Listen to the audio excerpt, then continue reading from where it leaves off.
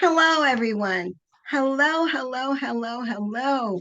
Welcome to I Sell Medicare Plans podcast. This is the podcast where everyone who's in the Medicare space comes to find out what to do and how to do it. This is where you are going to meet people who can really help you to know what to do and how to do it. Of course, I'm Faye and I sell Medicare plans. With me today is a very special guest. Sooner or later, you knew you were going to be with somebody who's been in the industry for 20 plus years. I have with me today Jerome Walker, and we go back to those starting years. Hello, Jerome. Hello, Faye. How are you? I am great. I am so excited about this. It's been such a long time since we've even had a moment to say hello. Absolutely. It's been way too long, I tell you. And I must say, I'm so proud of your podcast. I'm so proud of the fact of what you're doing to help other people in this industry. So kudos to you and your podcast. Well, thank you so much. I appreciate it. It took me a little while to realize that with everything that I've learned over all these years, and you probably feel the same way, you got to share it. You got to be able to help someone else. So, in this business vein, Jerome, I know because I've known you all those years, I know that you started as a sales field representative, the same as I did. You've gone through so many different phases of the career. You've been in corporate, you've been in high level corporate, you've done so many different things. And now the big announcement is you have your very own Walker Insure agency. Absolutely. You know what? I tell you, it's first thing is first. I have to acknowledge and to give glory to the man above, because without the Lord, I would not be in the position I am right now to have a conversation with you, Faye, and to also have had the tremendous honor and opportunity to change lives over the course of my career. So first and foremost is, again, have to give glory to the Lord. He directs me, and he is the reason why I am the person today. So, but you are absolutely right, Faye. I mean, it's been a whirlwind, over the past 20 plus years. I started my career way back when in Miami. I was just a young buck, compared to where I am now, right? Inexperienced, if you will. And yeah, financial services. Oddly enough, I started with New York Life in Miami, and at the time, it was my second career. A lot of people don't know Oh, this, right? I was in wireless technology retail for a long time. mm, A regional director for it was a excuse me, it was a telephone carrier down in Miami, and represented the whole BJ clubs. And I tell you, it's just a small world when it comes to sales and the migration into where we become. But so I joined New York Life, and I tell you, one of the things that triggered piqued my interest, if you will, Faye, with New York Life was this thing called residual income or renewal income. It was new to me. I've been in sales since I was 14. That's all I know. And one day I was at one of my locations down in Miami, and this gentleman, he reached out to me, and I was helping him with one of his devices. And he says to me, he said, "Jerome, what are you doing here?" And for a minute, Faye, I'm like, well, I'm trying to help you. I'm trying to assist you with what you're doing, right? And he was like, no. He said, I see you at really giving back more, and your skill sets and who you are as a person. I believe that we're meant for more. So I thought through that, and I tell you, it really gave me an opportunity to really look at and pursue and think about other things. And that's when I was approached by a training manager with New York Life. And I tell you what, it completely changed my life, Completely. right. So, Jerome, you started to tell me where you started. So, you've really been in sales since the age of 14. No wonder you have always been such a dynamic salesperson, and you've always been able to help other people to use sales techniques, teach them and train them. In the positions that you had, where actually did you start to build that relationship of helping other agents? That's a really good ask, Faye. And I think that, when I made a paradigm shift, if you will, from, independent focus on sales for myself to really seeing what I can do to give back. Um, that transition occurred while I was with Humana. Really?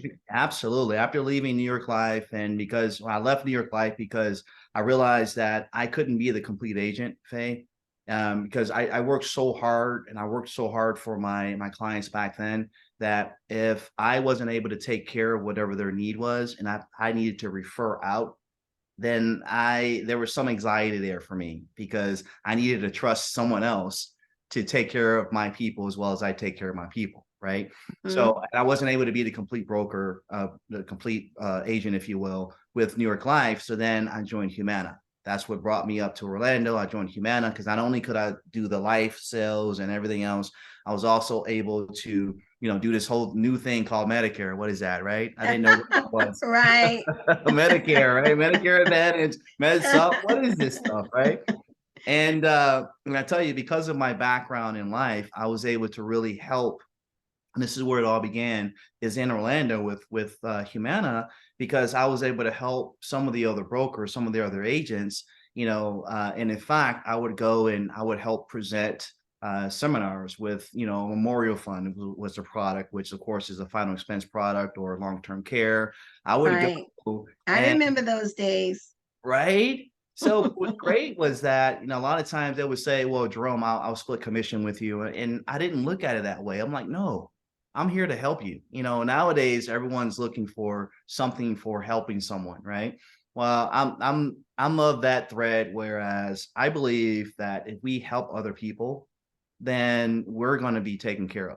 But if we do that selflessly, Oh, then yes. that's where it all started for me, Faye, is, I love the fact where I was able to help some of my other agents there, especially the less experienced agents, and, then see them go from not being able to present a plan to writing all of this business. That's what really, made me happy, and it gave me joy. And at that particular time. So, That really does something to you inside when you actually are able to help somebody and then they really are committed to doing what you asked of them or show or tell them to do, and it pays off for them. It really, there's that feeling inside. There's no other feeling than to have that feeling of knowing that you have really, really helped someone else with what you know. So now, as you move through your career and then advance to corporate, eventually you evolved from captive to independent. mhm. What what what actually what was the reason for that? How did you come about that?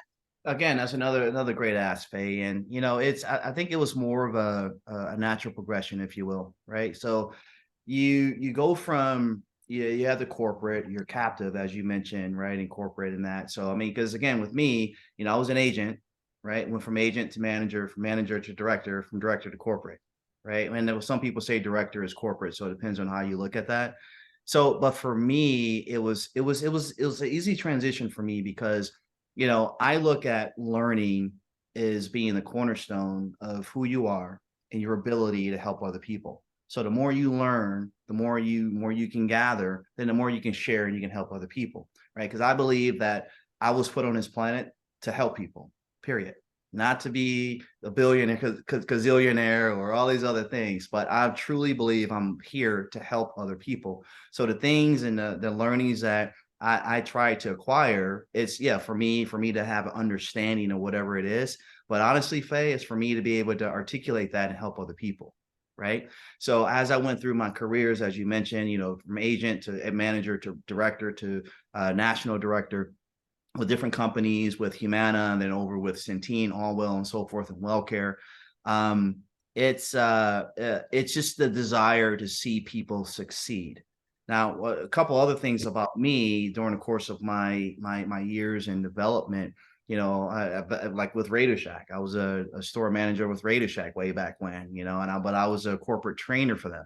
So, I mean, not only did I hold these positions, whereas, I'm a leadership position, but I love to train, went through Toastmasters and all these other things that help me with presenting and, situational leadership. There's so many things out there that actually help me over the years. And I learned and developed a lot of those things through Humana.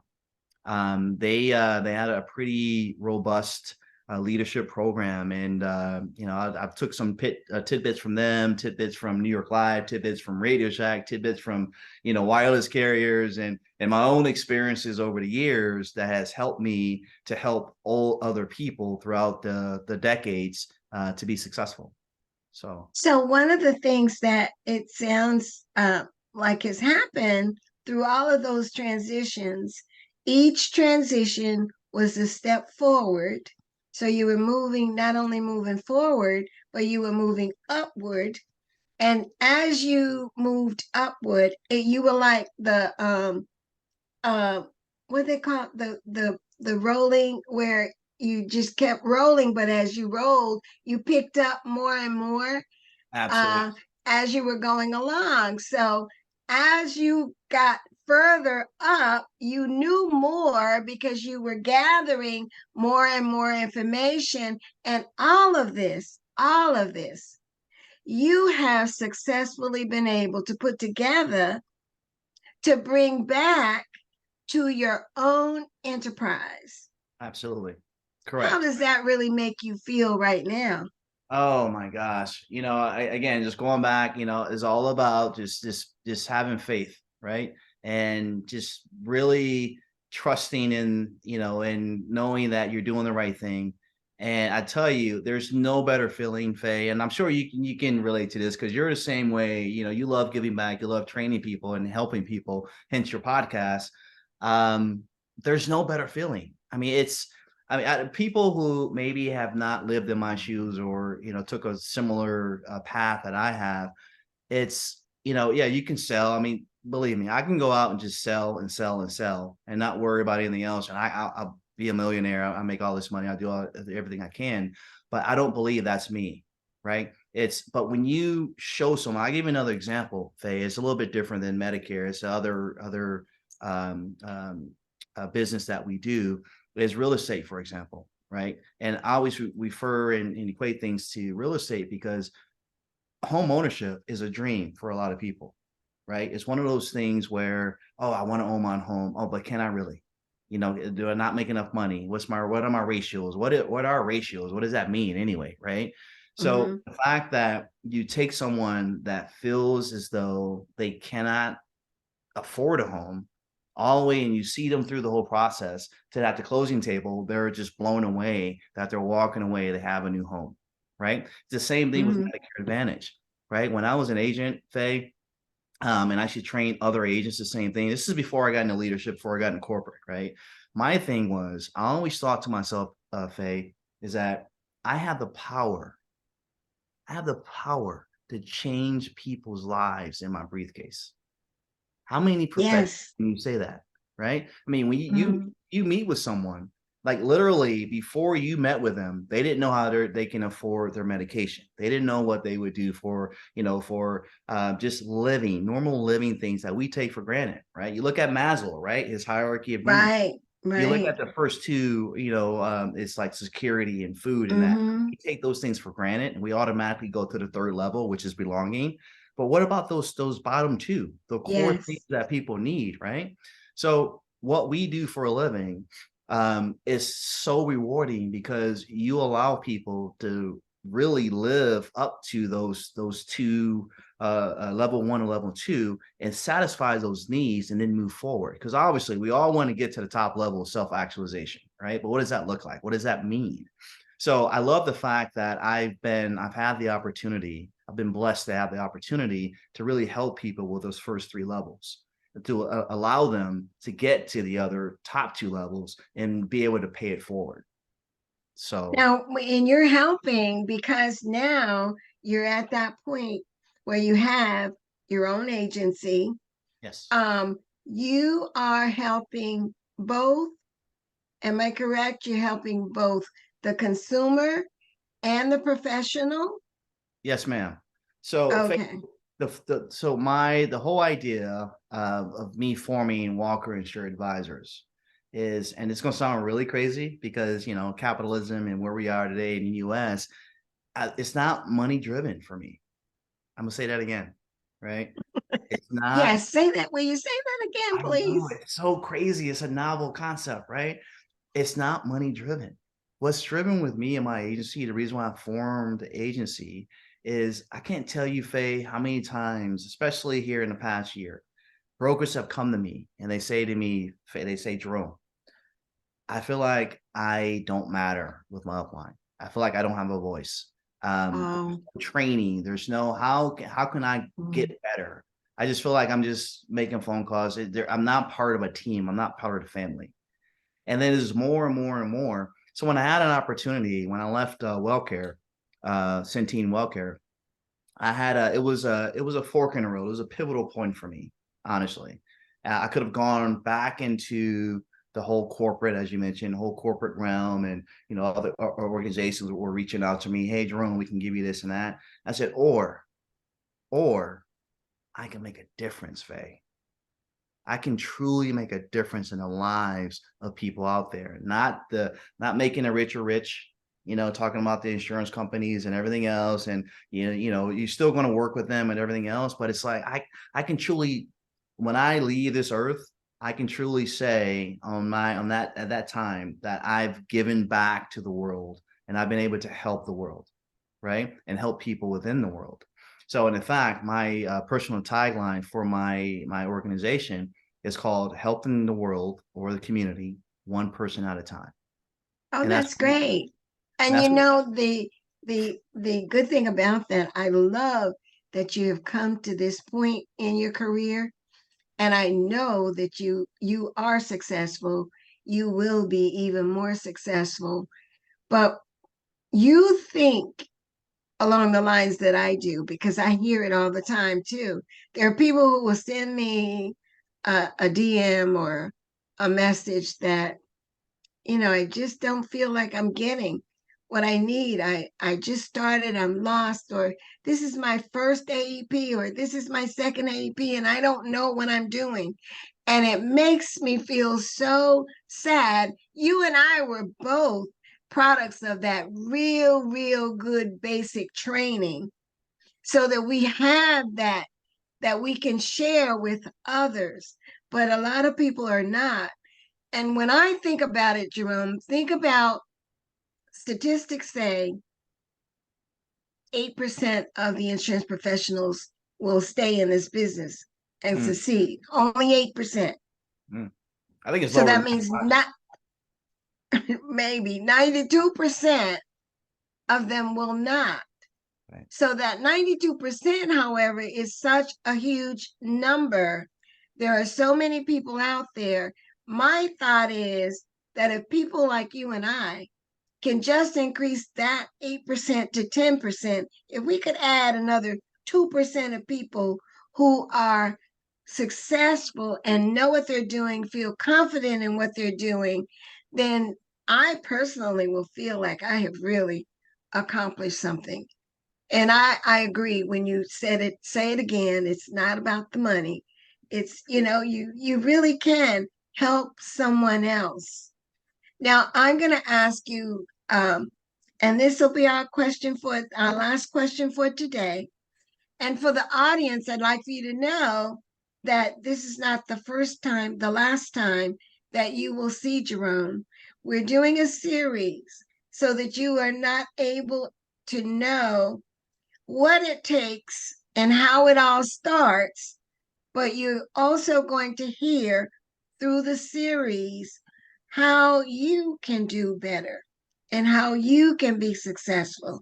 And what are some of those things that Jerome has personally done that you may be able to implement? But my last question to you is, what would you say to someone who is either considering the insurance business, and I say insurance business, it doesn't have to be Medicare, um, considering the insurance business, or someone who has just come into the insurance business and feels like they don't, what thoughts would you leave with them? Right. It's a really good ask. And I think number one for me is you have to go into this industry with the right partner or partners. I think for me, that's number one. Now you mentioned that there's a 92% fill rate, right, in this industry. And honestly, I think it's even higher than that. I think maybe I would say 95, 96, 97% of people that enter this industry, they have false expectations. And especially nowadays when you think about society and everything is all about get rich quick, is all about self, is all about, okay, what can I do to make money for me? And I think that's a wrong approach. So I think the first thing is to answer your question is if you're considering getting into this industry, you need to understand or ask yourself, what are your reasons for getting into the industry? Right. I mean, if you just thinking you're just fully money motivated, don't get me wrong. I think a lot of people, you need to make money. You need to make money to live. You need to support your family and everything else. But if your true reason for getting into our industry is just you want to make a quick buck, then you may need to reevaluate that. Okay. Because our industry, we need people that care about our seniors. We need people that care about our beneficiaries. We need people that care about the insured, right? Because at the end of the day, it should never, ever be about us. And I think that's another reason why we have all of these rules and regulations. I'll use Medicare, for example, is because there are so many unscrupulous people out there that they do things and say things that require people like you and I, Faye, that do what we need to be doing to help people and make it much more difficult for us. So I think the first thing is you need to ask yourself why you're doing it, right? And if those reasons are pure and you really want to make a difference in people's lives, then the next thing is that who is your partner? Who are you going into this with? So sometimes people, Faye, people, they think, okay, I'm being independent, which you can be an independent, completely independent, not have an upline and go directly with a carrier. The only thing is that I don't recommend that. Is because if you do that, where's your support? Right? Where's your training? A lot of times these carriers, and you go to different markets. Now, some markets are a little bit better than other markets. Other markets, I mean, some markets you go to, you're direct. They have a great training program for independent brokers. Certain carriers have a great, but overall, I think that you're going to lose a lot. And I think those people that go in as an independent, you may end up leaving the industry a lot sooner, a lot quicker than someone that goes in with a partner. So I would recommend you find an upline that you trust, I'm going to say that one more time. One that you trust, and the one that's going to help you with your goals, not their goals, but with your goals. It's a difference. That's a key point right there, Jerome. The partner, look for the business partner who cares about your goals. Don't make it their goal, because if someone brings you on board and they're only concerned about their goals, you're not going to learn very much, and you're only going to be told those things that are going to help the upline's goal. So yes, you need to find a business partner. I would agree. Yeah. At some point, you probably have some questions that people can ask of you. And if you'd like, we can leave our podcast comments open so that people can address questions. Because as I've said, listeners and viewers, we will be doing a series. And when Jerome's on again, he'll be able to answer those questions for you. Absolutely. Is there anything else you want to tell us about the journey? Because today we wanted to find out, where did you start and where you are now and why you're there. I would say, it's a very rewarding industry. It truly is, Faye. I mean, obviously, we've both been in it for a long time. And I think for me is that if you have the true heart for our industry, if you truly want to help people out there are so many people out there that truly want and need our help. And then there are also, unfortunately, in our industry, there are some people out there that really can care less about our help. So I think that if you are looking to jump into this industry, aside from the things that we just discussed, I also think that you need to understand that it's not a walk in the park. It's not one of those industries where, oh yeah, I'm going to do this and my first AEP, I'm going to make $1 million and then that's it. I'm just going to walk away, which it can happen based on the market and where you are. You may have a great opportunity and good for you. Hopefully that you made a difference in those communities that you've sold in. But I think at the end of the day, it's all about not about them, Faye, right? It should be all Right. about what they can do for other people, what they can do Mm-hmm. to help other people and get people to where they need to be. And I'm a firm believer that, and I mentioned this earlier, that if you help people, people are going to help you. I will So help you. It absolutely, works. absolutely It works. works. It Yeah, definitely works. Thank you so much for being my guest today here on I Sell Medicare Plans. Listen for our upcoming series of podcast interviews with Jerome Walker of Walker Insure Advisors LLC. This is Faye, and I Sell Medicare Plans. awesome.